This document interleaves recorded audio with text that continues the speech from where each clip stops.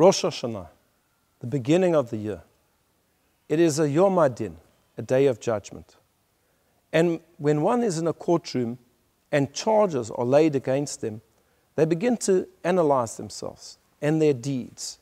They take an account and the reckoning of everything that's happened in the previous year, what they have achieved, what they haven't achieved, the good that they've done.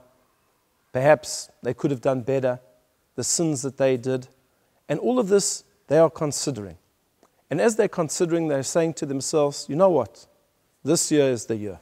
This year is my year. This year I'm going to do better.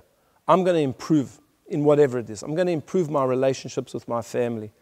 I'm going to improve my relationship with God. I'm going to start to do more mitzvot. Perhaps I'm going to come to shul more regularly. I'm going to put on tefillin. I'm going to keep kosher, keep Shabbat.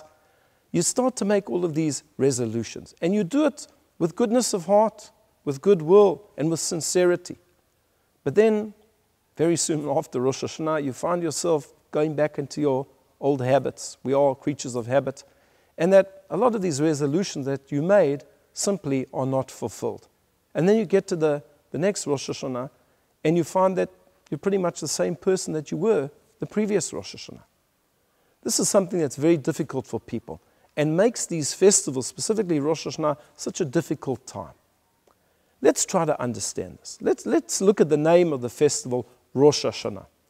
In the Torah itself, it is not called that. It is called the day of Tru'ah, sounding of the shofar, Yom HaZikaron, the day of remembrance. All of our deeds are remembered. But we refer to it as Rosh Hashanah. And I'm sure the sages had very, very good reason to call it that.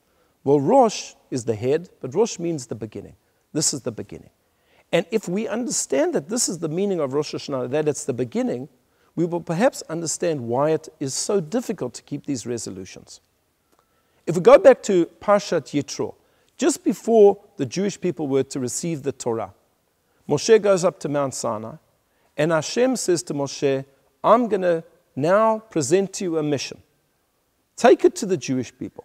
I want to hear if they want to accept my mission. And the mission is, you're going to be a holy people, a kingdom of priests. You'll be a treasured nation. And this is provided you accept what I have to say. Go and ask the Jewish people, do they want to accept this mission? So Moshe goes down to the Jewish people, and indeed they accept the mission. And they receive the 10 Commandments and the Torah. But when Moshe presents Hashem's words to the Jewish people, his implication, this is explained by the Midrash, is he says as follows. You know what? Accept God's words now. Because if you can accept God's words now, at the beginning, then it's certainly going to be easier as time goes by. Why? Because kol hatchalot kashot. All beginnings are difficult, says Moshe. He emphasizes this at the beginning. He says to the Jewish people, this is going to be tough, guys. We don't have mitzvot at the moment.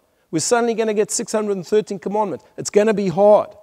But if you could do it now at the beginning, if you can break through, then it's going to be easier. And this is what we have to remember. That at the beginning, it's not going to be easy. It's going to be tough. It's going to be hard. And maybe we have to lower our expectations somewhat and not take on as many resolutions as possible. It's a Rosh. It's the beginning. Take on a few small things. And yes, when you take them on, it's going to be difficult to break those habits. But once you're through, once you've broken through, then you can continue. Because all beginnings are hard. And no one should ever tell you otherwise. Because that's how we are when it comes to human nature. That we resist change. But once you're over that initial inertia, then you can do so much more. And that's the famous statement of our sages. The sages say that Hashem looks down upon us and says to us, all I want you to do is to open your heart a millimeter, the size of the top of a needle, the eye of a needle. If you open your heart just that little bit, I will open it further like the entrance hall to the temple, which was a massive space. In other words, Hashem says, I know it's difficult, but make that initial jump, as it were. Let's call it a leap of faith, whatever you might call it. Make that initial jump. And if you do it, I'm going to grab you and I'm going to pull you along. But you have to make that initial jump. And that's what Rosh Hashanah allows us to do. Make those resolutions. Take on those commitments. Take on just a few commitments. Just get over the initial point, and then you'll find that Hashem draws you through with them for the rest of the year. I wish you all kativa v'chatima tova. May you all be written and inscribed in the book of life.